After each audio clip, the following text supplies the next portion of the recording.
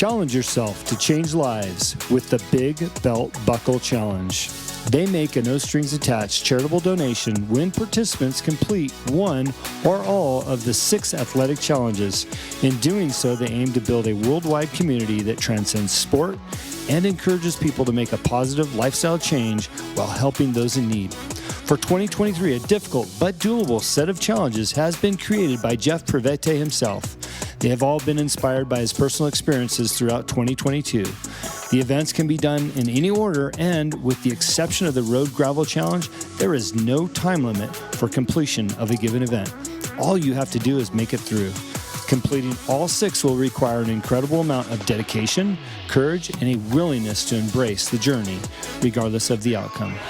Won't you join Jeff at thebigbeltbucklechallenge.org? This is the Big Belt Buckle Challenge. Hello and welcome to the Young Entrepreneurs Syndicate. I'm thrilled to be here with my partner and friend, Rod Kuntz.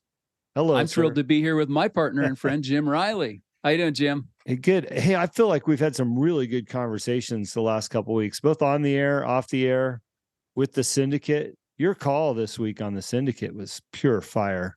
I mean, thanks. I took tons of notes, but more importantly, I got off the call just thinking, you know what? I needed that. And what an important topic. So thanks for your lesson. Hey, if you're not a member, you're not going to get this stuff. We touch on it in these podcasts, but I posted today, Rod, on my Instagram, and it was basically a Young Entrepreneur Syndicate post. I said, you will not, this is basically unlimited one-on-one coaching for $99 a month. I mean, if you think about it, right? It's almost unlimited. It is. Right. Have you denied anybody any time or energy since we've started this over a year ago? Never, ever. That's what I was thinking about. Like, you know what? I've taken every phone call. I've called everybody back. I've answered every message, every email. And both of us have hosted almost every single call for the last year and how many months? Several months, April, May, June. Yeah. And year and a quarter. Yeah. That's commitment. But, what I posted yesterday, or maybe it was this morning, it was that Maxwell quote. Did you see it? No, I haven't seen it yet. I'm sorry. No, well, and you gave me the book because it's great. But basically, I got to look it up now because what I wrote here, because I think it's important. It was basically, actually, it was our group message on text to everybody, and you turned me on the book for other reasons, but what he says is to know the road ahead, ask those coming back. Yes. I thought that was from Rachel. That was Come on, man. That is great, man. That's from the book you had autographed for me and sent to me from Maxwell. But immediately my mind went to hiking. I was that person that always got to the top of the mountain early. Yes. Whatever mountain it was, always early. And as you're coming down, so many people like, what's it like up there? Were the cables hard? Was this cliff hard? What, is it rain? Like everybody wanted to know what it was like from the top. And if you want to know the road ahead, especially in business, ask those coming back. And, I don't think we're coming back, but we've been on the road ahead of people to give them those insights. And I say we're not coming back because we're still enjoying the ride and the journey with all of our businesses. Absolutely. Absolutely. That's a great analogy. And I don't know, boy, that got right past me until you mentioned the business aspect of it. But that's truly the nature of what we do as consultants and coaches. And if you pay attention to what some of the other influencers, coaches, consultants are saying out there, the good ones, they're like, find somebody that's doing what you want to be doing and follow them. Understand how they got there, what they're doing, interview them if you can, meet them if you can, spend time with them, listen to their podcast, right? It's the same as asking them when you're going up the road and they're coming back. The lessons are so valuable. And like Well, you said it off the air. If you can read a book and only get one line out of it, it's worth reading the book. And that one right there is a great line for so many people if they've forgotten. And it's exactly why I've hired a coach in the past. It's why I'm in other mentorship groups currently, because people bring value to your life through their experiences. Right. And, we know we can get complacent and content. And that is one of the pitfalls of success, if you can say that, right? People tend to relax, let their guard down, coast, right? And that's the worst thing you could do, because you need to continue to press in. You need to continue to move forward, change your game, up the ante, be a better person. And again, I just joined, Jim, a new coaching program. Yeah. Because I'm not done learning.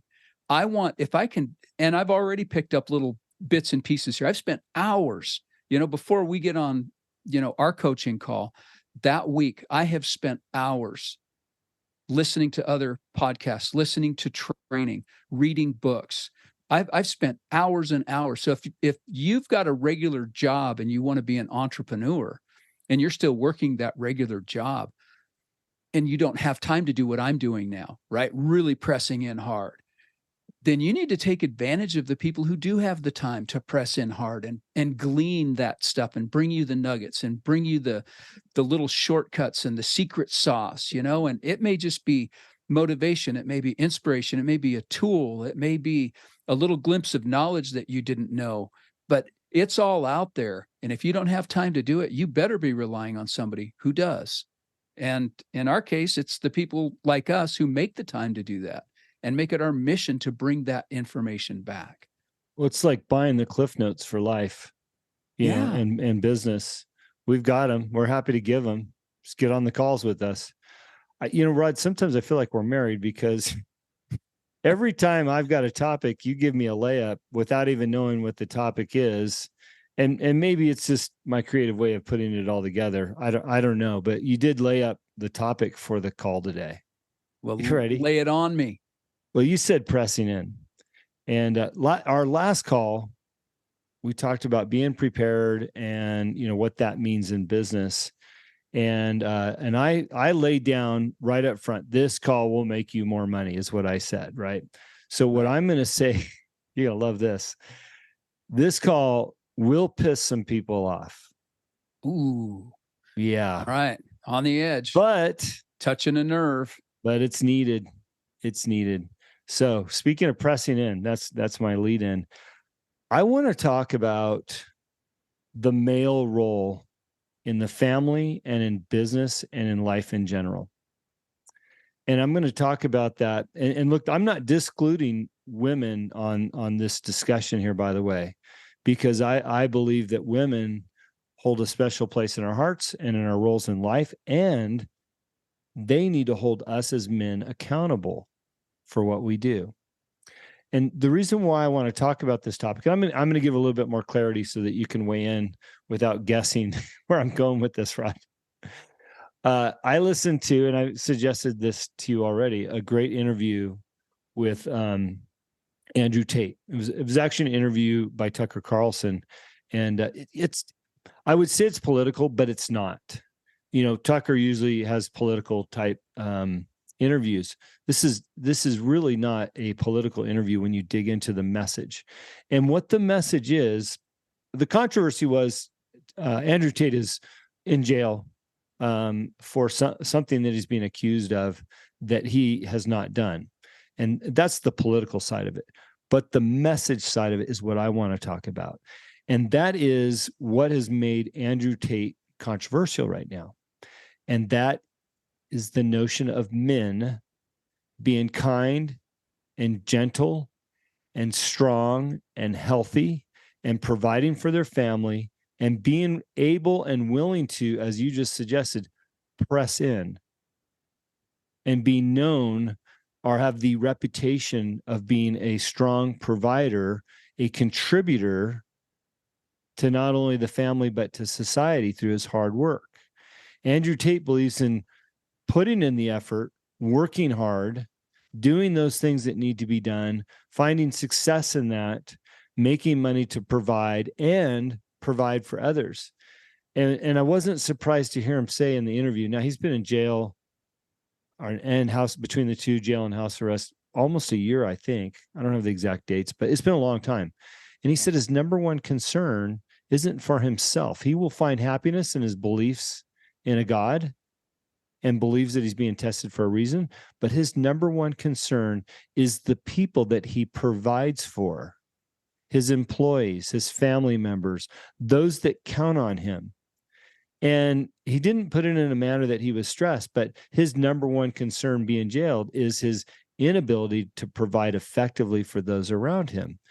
And that, I believe, is the topic, or the heart of this topic, Rod, is as men in business, are we doing everything that we can do to find success, to work hard, either for ourselves, for our partners, or for our employers, and make a tangible difference in the world through our productivity?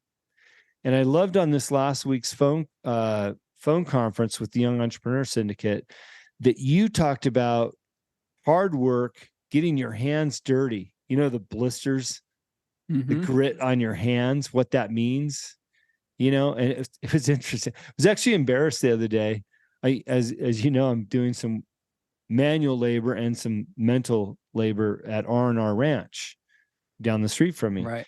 And the owner, who also works extremely hard around that ranch, we were doing something, and we were around, I think it was either one of our daughters or it was a female, and they had said something about how dirty and gritty Rick's hands were. And it was like a badge of honor. Yeah. You know? And I looked down at mine, I'm like, they're not even dirty today. I'm like, put them in my pockets, you know, like embarrassed, like I haven't worked hard enough. You know, it's just a silly metaphor, but at the same time, it's like, are we getting our hands dirty as men to make a difference in society through our hard work? And that to me is so important. So I'm curious what your thoughts are on that.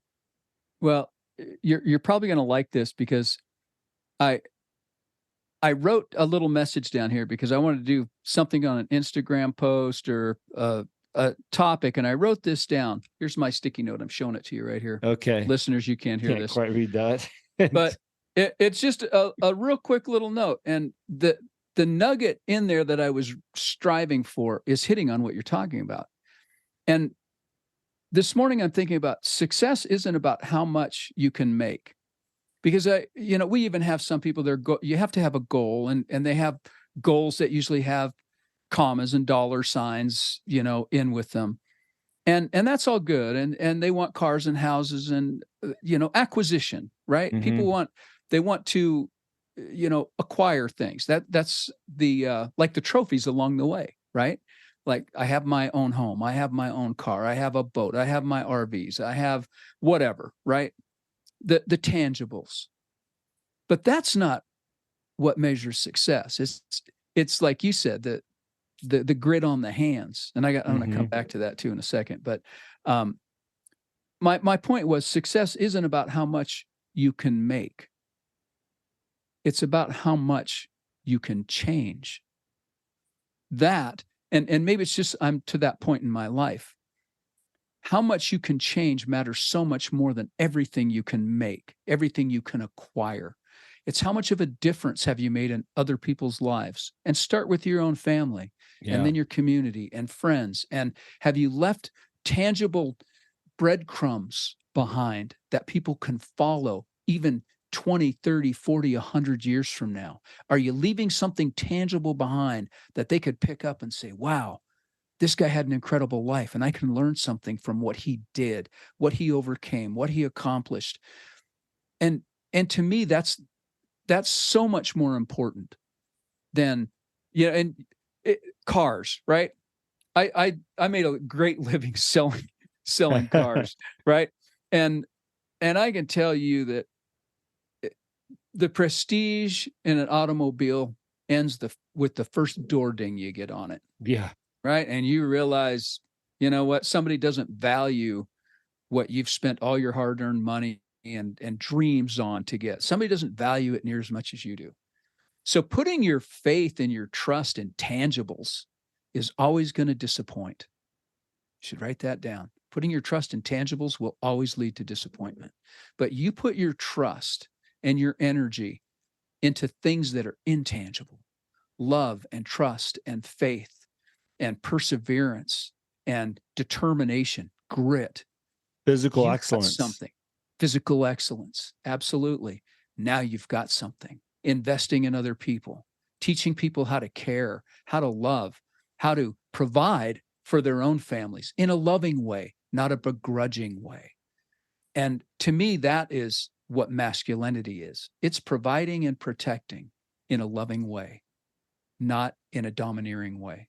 That to me is the epitome of a successful man. And the epitome of a successful woman can be, the flip side of that. But they tend to be more nurturing, more emotionally in tune. But I think we can strike a nice balance between those things.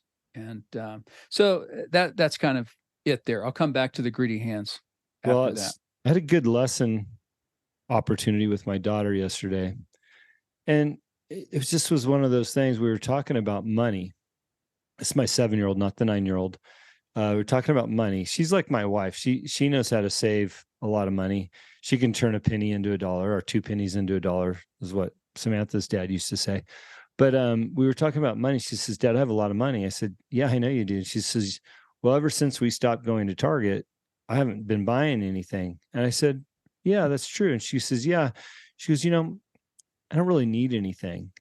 I said, "That's a great observation, because so many people feel like they need to go out and get that fancy car, fancy house, nice clothes, whatever that looks like. And like you said, the tarnish wears off the second you get a dent in the door, or whatever that looks like, a stain on your new tie, or these materialistic items don't have lasting impressions or value on your emotional state. And so I was talking to my daughter about that. I'm like, "Yeah, do you miss not having any of that stuff?" She's like, "No." I said, "Well, is there anything you want?" She's like, "No." And she goes, I would just rather have the money saved." I thought, well, how great is that? Because, and then I explained to her, I said, maybe one day there'll be something significant that you'll want to use that money for, like giving to others or helping others, or buying something that's going to make a difference in your life, as opposed to a different toy. And then my other daughter shows up, my 9-year-old, and so we continue the conversation. She's like, "Yeah, those things don't matter to me anymore either." And I just thought, wow, what a mature conversation I'm having with these two young ladies here. But this is an important lesson for us as adults. We're not going to Absolutely. be happier with more crap. There are adults who still haven't learned that lesson, right? Yeah. And look at the credit card debt in this country. Yeah. And a lot of that, sadly, today is because they're using those as buffers to make ends meet. But how many people have purchased the thing that they wanted that didn't really need, but they wanted it and they deserved it. So by golly, I'm going to get it. And you have the means, but man, that's a trap. And it was a trap. It is a trap. It's still a trap. And people are still walking into it blindly, walking into that trap. And Yeah. Yep. the badge of honor isn't in what you acquire, it's in what you walk away from. Right? For sure. It's funny because, hey, if you're listening, I paid a lot of dummy tax on nice clothes, by the way. Used to love buying new suits and all that stuff. It has zero relevance on my life when I look. Oh, I wasted so much money on that crap. So don't buy into what the world wants you to do, is buy a whole bunch of expensive crap that you're not going to need later on. Now, just so people don't say that I'm speaking out of both sides of my mouth, I do like new cars, but you want to know why, Rod? Has Why, Jim? nothing to do with having the new car itself. When I was younger, I always had old cars, and I worked on them all the time. And Volkswagens, by the way. And I got to a point where, like, I'm just tired of working on my car to drive it somewhere. So I just got in the habit of having newer cars that didn't need to be worked on or had warranties. It's not even a status for me. I have a pickup truck, and yeah, it's a nice one, but it's just a pickup truck. I'm not trying to make a statement with it, but I don't have to work on it. So I do try to practice what I preach, but I don't want to be called out on the fact that I have a newer car. Right. Well, and the point is, if you had a dream and a desire for something and that's your motivation, go ahead and do it, but don't make it be your end all. Right. Yeah. Yeah. No, just keep it in its proper place. And I don't have a problem with someone going out and buying a new Lamborghini or a Ferrari if that's what they really want. I'm a practical guy, and where I live, there's no practical place to drive something like that. That it's like, why would you buy a racehorse when you need a quarter horse? Yeah. Right? You don't need a thoroughbred or I don't know, a dancing Arabian stallion if you just want to ride a horse, right? You don't need that. So I'm more practical, but if you want that, that's great. I would much rather invest instead of, $500,000 on a car. I'll spend $20,000, fly to Las Vegas and go to a racetrack where I can drive one, for 4 hours and pay a professional driver to monitor, what's going on. And then when I'm done, I can get out, give them the keys and walk away and not have to worry about insurance and not have to worry about someone door dinging it and not worrying about if I'm going to get a ticket or kill somebody on the roads we have out here.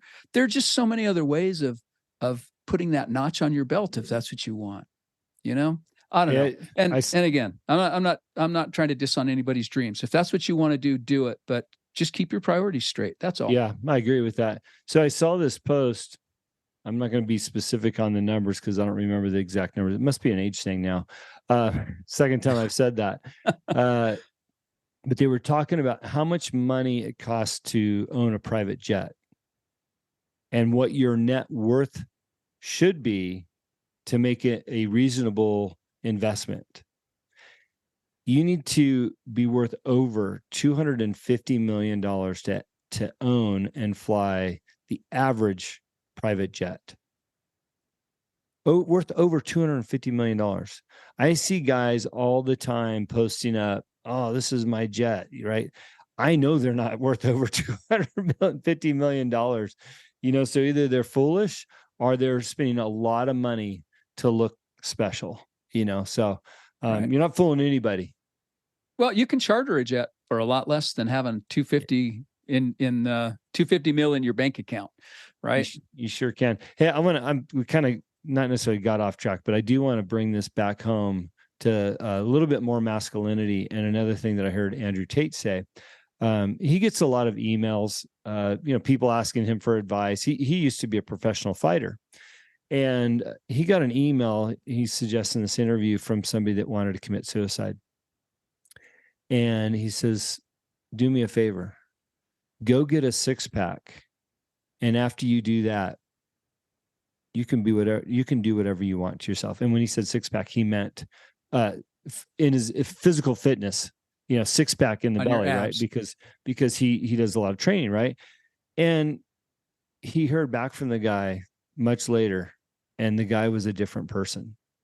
And the point that Andrew was trying to make is that when you put some pride into your own physical fitness and what you do and who you are, you will have a different mentality, across the board.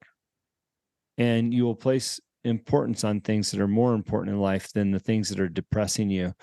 He went as far as to say he doesn't believe in depression as a long-term psychological,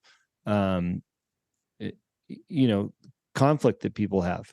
He said, yeah, is there days where I feel a little depressed? Sure. But I get back in the gym or I do what I need to do and I don't allow that to affect me. He says that clinically, they want you depressed. They're feeding you foods or they're selling you foods and all these things to keep you in that state of unhappiness. He goes, if you can fight back with mental and physical strengths, you won't find yourself in a depressive mood. And then I saw another video today from a monk talking about, do you think the ancient Romans had depression? Do you think the Spartans had depression? You look historically at these different groups of people, different eras, depression didn't exist. We get depressed from sitting around sedentary and staring at our phones and not being productive, physical human beings. And it was interesting to listen to these different groups talking about that and how important it is. And I know as men, we are far more valuable when we're healthy and strong and willing to work hard and get our hands dirty. So I couldn't agree more. I couldn't agree more, Jim. And I guess part of the reason we're having this conversation is because masculinity has taken a hit during all this uh, cultural upheaval. How's that? We'll put Yeah. it there. The cultural unending unraveling of America has put a target on masculinity, and it's an undeserved target. Number one, just because it's a target doesn't mean that we should be shot, right? Yeah. Somebody can paint a target on your back. It doesn't mean you deserve one, and and there's toxic masculinity, right?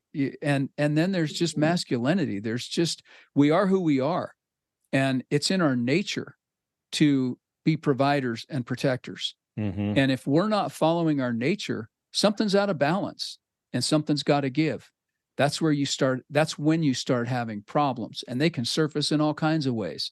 Buying stuff you don't need, right? The big truck syndrome, right? Yeah. Talk about masculinity, people wanting to display their masculinity with their goods, their things. And usually we're masking for something that's not there. We know what that old adage is, right? So Sure. let's just get real. Let's just be real with ourselves and say, this is who I am. This is what I do. And I'm not going to apologize for it. I'm tired of having to make an account for something that is not my fault. And it's nobody's fault. It's who I am. It's the way I was created. And why should I apologize for that? Nobody should have to apologize for the way they were born, right? How they act afterwards, now we might have to, pay the reckoning. But yeah, I'm proud to be a man. I am proud that my wife is a strong woman and a successful businesswoman as well, a professional woman. My daughters-in-law, all strong women who can appreciate masculinity. Believe me, they wouldn't be married to my boys. My sons-in-laws are manly masculine men. My boys are manly masculine men, and they have tough women as wives. Yeah.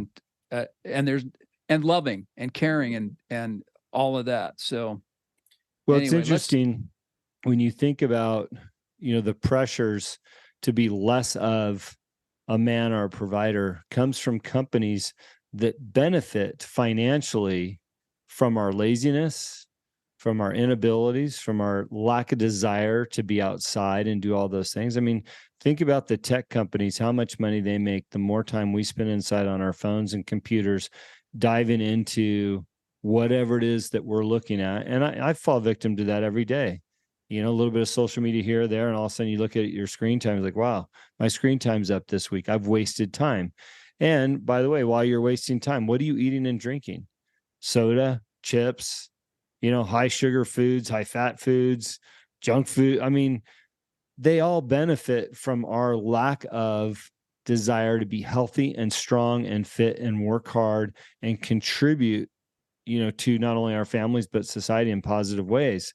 And there's so many things that we can be doing outside of falling victim to other people's financially gaining business models, and once you start to realize that, you start seeing it everywhere. Right. It's crazy. Poor health is an industry. Yeah. Poor health is an industry. Here's something interesting. This is kind of a side note. I'm going to take a little rabbit trail though. I heard on I can't remember. It was a snippet somebody had actually showed me. And they said, have you seen this? And it was a lady, a scientist talking about Vladimir Putin. And he has banned GMO products in the Soviet Union. It's banned. You cannot have genetically modified beef, plants, anything. He said, and he used the U.S. as an example. He said, look at how unhealthy those people are. I do not want my people. We will not succumb to what they have done to themselves over there. It's like, wow, when we've got people we have despised and fought for centuries, looking at us as the example, the poster child of poor health, man, have we fallen. Well, we need to get a grip. Without getting too conspiracy theory. And by the way, I think it's important to talk about these things from a business perspective. That way, how to combat what's out there. But without going down too deep of a rabbit hole. If you are a believer that there's some global elites that want to run the world, what better way than to take over one of the strongest countries ever is to make our men and women less dominant through our health and fitness. Putin, exact point. We all know that he's an evil ruler, that Right. he's hard on mankind. But you know what? I don't have any desire to go to Russia and fight the men and women over there, because I know that, hey, they're not loaded up on GMOs, that's for sure. Right. You know, they have different priorities. You know, places where TikTok is banned and all these other. I don't think that you can pretend like you're a woman over there when you're a man, you know, and play against you know, the opposite sex and pretend like you're the same. So yeah, there's something to that, by the way. You know, so look, like I said, I don't want to go too far down a rabbit hole.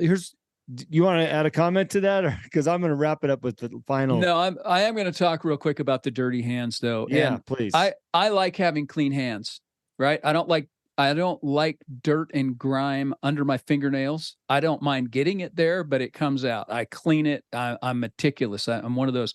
But we have tools, right? We have the right tools for the job. Man, we have gloves, good pair of gloves, always, always, always. So I don't need my hands dirty if I don't have to. If it's a mucky job, man, rubber gloves. If it's, you know, fencing, leather gloves. Wintertime, summertime, don't care. If it's, you know, nitrile gloves or latex gloves, we've got the protection. And then you got all these cuticle cleaners and brushes and all that kind of stuff. I like my hands. My hands, when I'm touching my wife or I'm touching babies, and not like that, right? But if I'm going to touch somebody, I'm not going to offer up a grimy, gritty, calloused, crappy hand. There's lotion. I mean, come on, use the right tools. You can be a manly man and still have smooth hands.